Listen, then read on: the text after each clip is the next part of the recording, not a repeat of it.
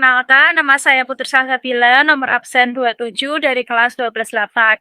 Jadi di sini saya akan membuat vlog tentang Kota Lama. Kota Lama adalah suatu kawasan di Semarang, Jawa Tengah yang menjadi pusat perdagangan pada abad ke-19 sampai 20. Pada masa itu, untuk mengamankan warga dan wilayahnya, kawasan itu dibangun benteng yang dinamai Benteng Pitchfork. Untuk mempercepat jalur perhubungan antar ketiga pintu gerbang di benteng itu, maka dibuat jalan-jalan perhubungan dengan jalan utamanya dinamai Herenstraat. Saat ini bernama Jalan Lejen Soepapto. Salah satu lokasi pintu benteng yang ada sampai saat ini adalah jembatan Berok yang disebut De Zuiderpoort. Kata Berok sendiri merupakan hasil pelafalan masyarakat pribumi yang kesulitan melafalkan kata broek dalam bahasa Belanda. Di sekitar Kota Lama dibangun kanal-kanal air yang keberadaannya masih bisa disaksikan hingga kini meski tidak terawat. Hal inilah yang menyebabkan Kota Lama mendapatkan julukan sebagai Little Netherlands. Lokasinya yang terpisah dengan landscape mirip kota di Eropa serta kanal yang mengelilinginya menjadikan Kota Lama seolah miniatur Belanda di Semarang.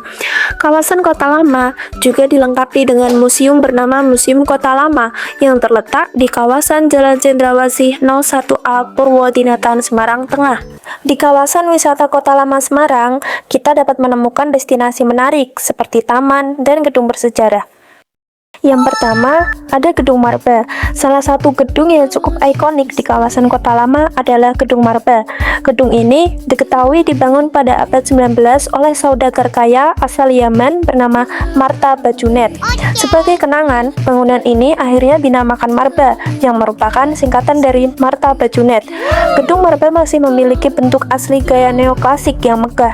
Gedung Marba cenderung berkesan eksotis karena memiliki arsitektur tropis Hindia Belanda. Para wisatawan kerap singgah di depan gedung ini dan mengambil gambar.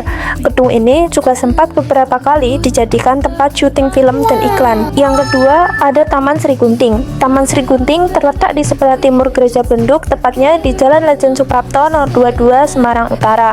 Karena berada di kawasan Kota Lama, taman ini dikelilingi oleh bangunan-bangunan khas Eropa.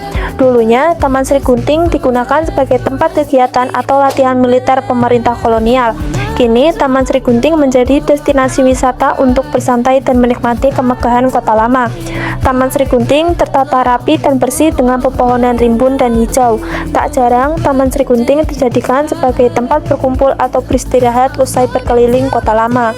Kemudian kita menuju ke Galeri Industri Kreatif Semarang. Di sana kita mengambil gambar di depan toko tersebut. Yang ketiga, ada Pasar Antik Semarang. Pasar Antik Semarang menawarkan berbagai barang dan benda-benda kuno yang antik dan cantik, menjadi tempat yang ideal untuk dikunjungi, terutama bagi para pecinta barang kuno yang memiliki nilai sejarah mendalam dan estetika yang memesona. Awal mula terbentuknya pasar ini didasari oleh ide dan pemikiran dari para pecinta barang antik dan kolektor barang-barang kuno di kota Semarang, sehingga atas gagasan tersebut dibuatlah lokasi khusus untuk menjual barang-barang antik. Beragam barang antik tersedia di sini, mulai dari uang kuno, keris, telepon tahun 70-an, mesin ketik, buku-buku, mangkok, foto-foto para proklamator, kunci yang usianya sudah berabad-abad, dan masih banyak lagi. Pasar ini selalu menjadi incaran wisatawan domestik maupun mancanegara karena menawarkan jenis barang yang unik dan langka. Bangunan penuh dengan nilai sejarah banyak berdiri di kawasan Kota Lama Semarang. Salah satunya adalah Gedung Spiegel. Gedung Spiegel merupakan gedung peninggalan pada zaman kolonial Belanda di Kota Semarang. Berdasarkan catatan sejarah, Gedung Spiegel yang merupakan peninggalan zaman kolonial Belanda ini dulunya merupakan pusat perbelanjaan atau toko serba ada atau tos serba. Toko serba ada ini pada masanya banyak dicari oleh berbagai kalangan masyarakat karena menyediakan berbagai macam keperluan rumah tangga hingga keperluan kantor merek ternama dengan model terbaru. Seiring berjalannya waktu, masa kejayaan Spiegel sebagai toko serba ada atau tos serba pun berlalu. Seiring pemerintah Hindia Belanda hengkang dari Indonesia, bangunan ini pun sempat terabaikan. Bahkan, gedung Spiegel sempat difungsikan sebagai gedung dengan kondisi yang tidak terawat.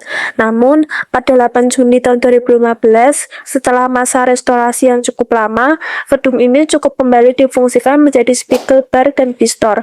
Fungsinya pun berubah dari toserba, gudang, dan sekarang tempat makan atau restoran yang cocok untuk hangout sambil menikmati suasana kota lama Semarang.